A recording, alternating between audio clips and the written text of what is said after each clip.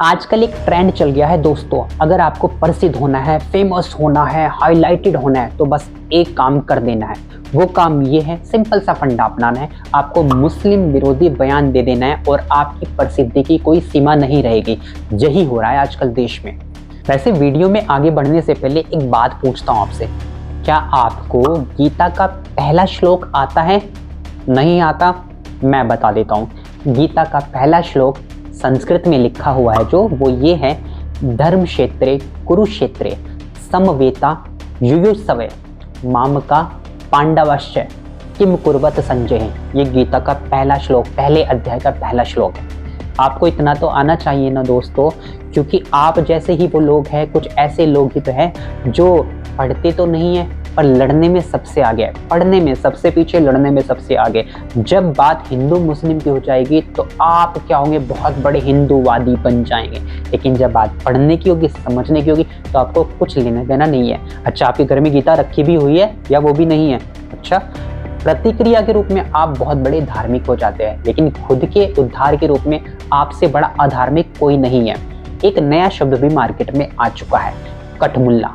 देश को अब कठमुल्लाओं से बहुत ज्यादा खतरा है। कठमुल्ला का मतलब समझ लीजिए पहले। कट्टर, मूर्ख, ढोंगी और अनपढ़। मैंने नहीं कहा।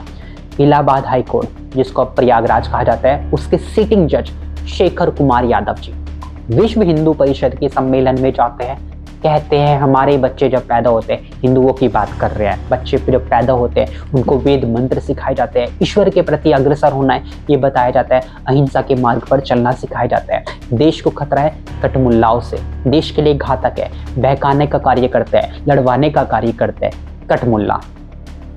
शेखर कुमार यादव जी को याद दिला देता हूँ, 16 दिसंबर 2012 निर्भया केस। कौन से कठमुल्ले थे अभी याद आ जाएगा उनको। जब वो गैंगरेप हुआ था, उसके जो आरोपी थे उनमें नाम बता देता हूँ, अक्षय, विनय, पवन, मुकेश। ये वही लोग हैं जिन्होंने शुरुआत में जब वो पैदा हुए थे उन्हें वेद मंत्र सिखाए गए थे, उन्हें अहिंसा के मार्ग पर चलना सिखाया गया था, ईश्वर के प्रति अग्रसर होना, ये सब सिखाया गया था। अगर कोई अनपढ़ व्यक्ति, कोई अनपढ़ नेता इस प्रकार के भाषण देता तो बात समझ में आती है। पर शेखर कुमार यादव जी, आप एक सम्मानित पद पर आसीन है, आपसे ये उम्मीद नहीं की जा सकती है। क्या आपने अपनी वकालत की किताबों में नहीं पढ़ा है, terrorism is a criminal act not a communal act. आतंकवाद एक आपराधिक घटना है, सांप्रदायिक घटना नहीं है। और आप क्या कर रहे हो, संप्रदाय के आधार पर भाषण दे रहे हो। ऐसे कहा जाता है देश को धर्मनिरपेक्ष, इसका मतलब तो देश को कहा जाता है संविधान के हिसाब से चल रहा है। मुझे तो बिल्कुल भी नहीं लग रहा है। और अगर संविधान के हिसाब से चलाना ही नहीं है तो एक अच्छा सा भाषण दीजिए कि देश में संविधान की कोई जरूरत नहीं है। ये इतने बड़े बड़े महापुरुष थे, डॉक्टर PR अम्बेडकर, जो अन्य सारे लोग थे जिन्होंने देश को स्वतंत्र कराने के लिए, देश में अपनी कानून व्यवस्था लाने के लिए इतना भारी भरकम संविधान तैयार किया था, उसकी कोई महत्ता ही नहीं रह गई है। अब हमें कठमुल्लाओं से बचना है, कल किसी और से बचना होगा, यही रह गया है देश में। यहाँ पर पड़ी है लोगों को, कोई हिंदू खतरे में है, किसी को पड़ी है मुसलमान खतरे में। अरे मैं कहता हूँ इंसानियत ही खतरे में आ चुकी है दोस्तों। इस हिसाब से जैसे शेखर कुमार यादव जी इस प्रकार के भड़काऊ भाषण देते हैं, इनके सामने कोई केस आएगा, कोई हिंदू व्यक्ति आएगा, कोई मुस्लिम व्यक्ति आएगा, तो क्या आपको लगता है ये सही न्याय कर पाएंगे?